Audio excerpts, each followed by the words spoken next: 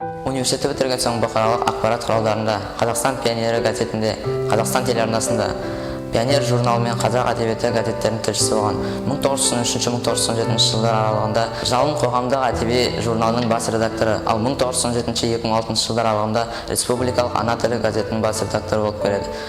Еліміз тәуелсіздік алғаннан бастап осы күнге дейін өлке баспасының бас редакторы болып келеді. Және 2000 жылдан осы күнге дейін Таңшолпан әдеби көркем көпшілік журналының бас редакторы болып келеді.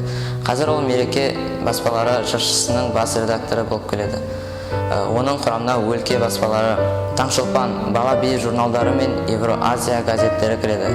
Оның Таңғы самал, Үрей, Халел Досмұхамедұлының өмірі мен қызметі кітаптары мен Махаббат мұнарасы және Жәңгір хан атты пьесалары бар. Мереке Құлкенов шешендік өнер оқулығы авторларының бірі.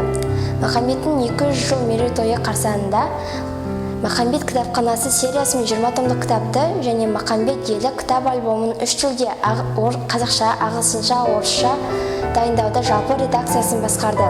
2003 жылы Махамбет кітап альбомы Ұлы жібек жолы бойымен 2-ші халықаралық кітап және полиграфия жәрмеңкесінде арнайы дипломға ие болды. Махамбеттің көркем образын жасаған, драматург Отарбайпен бірігіп жазған бас драмасы 2003 жылы Қазақстан Республикасы Мәдениет министрлігінің 2-ші жүлдесіне ие болды. Оның жауапты редакторлығы мен генерал-лейтенант Терентьевтің «История завоевания Средней Азии» деген 3 томдық кітабы және Бөкей ордасының мерейтойы 2 жылдық мерейтойы қарсаңында Бөкейский орда 200 лет деген жалпы атпен 6 томдық орыс зерттеушілерінің және орыс саяхатшыларының шығармалары орыс тілінде жарыққа шықты. 2017 жылы осы шығармаларды қазақ тіліне аударып, Бөкей ордасы деген атпен 2 томдық кітап етіп шығарды. Мереке ағайдың идеясымен және авторлығымен ғасырдың көзі кітап альбомы және 10 томдық жыр маржаны антологиясы жарыққа шықты.